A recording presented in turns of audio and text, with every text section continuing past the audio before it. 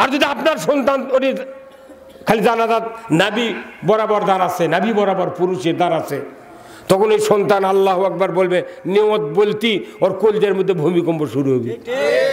যখন ছানা পড়বে আরো ভূমিকম্প, তখন বলবে এই তো আমার সেই বাবা যার সাথে কলম বাজারে যেতাম, টাকা চাইলে যদি টাকা নাও থাকে তাও 5 টাকা বার করে দিয়েছে, এই তো আমার সেই জন্মদাতা বাবা।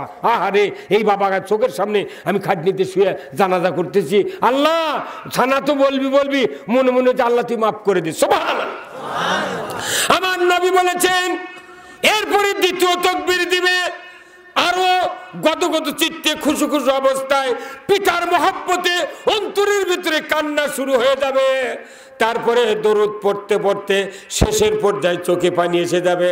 যখন দোয়া শুরু করবে ওই দোয়ার শেষ হবে না, দোয়া করতে করতে এত সময় লাগবে। নবীজি বলেছেন আপন সন্তান যদি তোমার জানাজায় দাঁড়িয়ে মাছির মাথার মতো এক ফোঁটা পানি নাকের ডগার কাছে যদি এসে যায়, আমার রসুল বলেছেন ওই সন্তানের চোখের পানির বিনিময়ে ওই পিতামাতার তামাম জীবনের গুনাহ খাটনির উপর আল্লাহ মাফ করে দেয়। এইরকম জানাজা করা লাগবে। 10টা 12টা করে সোল হলে 2টা মৌলবি বানানো, 2টা ডাক্তার বানানো, কথা ঠিক কিনা?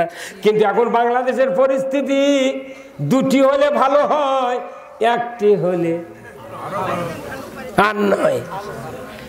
মিয়া সোল যদি 3টে হয় 3টে জান্নাত, কিন্তু ভালো করে লেখাপড়া শিখে সৎ পাত্রস্থ করা লাগবে, কথা ঠিক কিনা?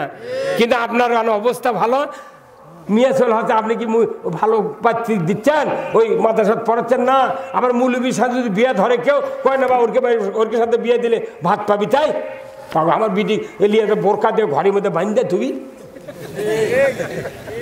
কি না মার্কেটে যাওয়ার পারবি না, তো হুজুরের সাথে মধ্যে ভাত পাবে না নাকি?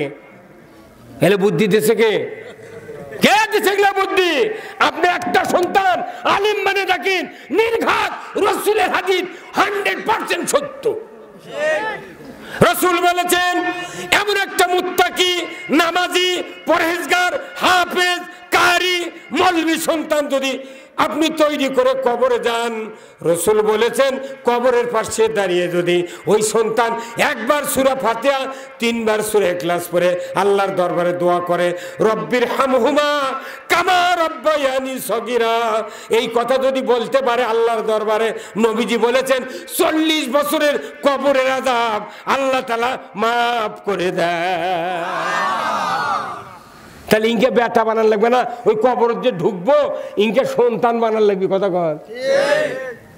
আজ থেকে যুবক ভাই যারা বিয়ে করেননি তারা নিয়ত করলেন, যারা বিয়ে করে সোলপোল হচ্ছে, বিটি আছে, বিটি মহিলা মাদ্রাসার দেন, বেটা হাফিজি মাদ্রাসার দিয়ে আপাতত একটা জানাজার ড্রাইভার বানান। হ্যাঁ কেন বানাবেন? রাসূলের হাদিস শোনেন, এই সকল সন্তানক ভালো বানানোর সব মিলে একটা হাদিস। আল্লাহর নবী বলেছেন ইজা মাতাল ইনসানু ইনকাতানহু আমালু ইল্লা মিন সালাসাতিন ইল্লা মিন সাদাকাতিন জারিয়াতিন আও ইলমুহু ইয়ানতুবিহিন নাস আও ওয়ালাদুন সালিয়াদু লাহু।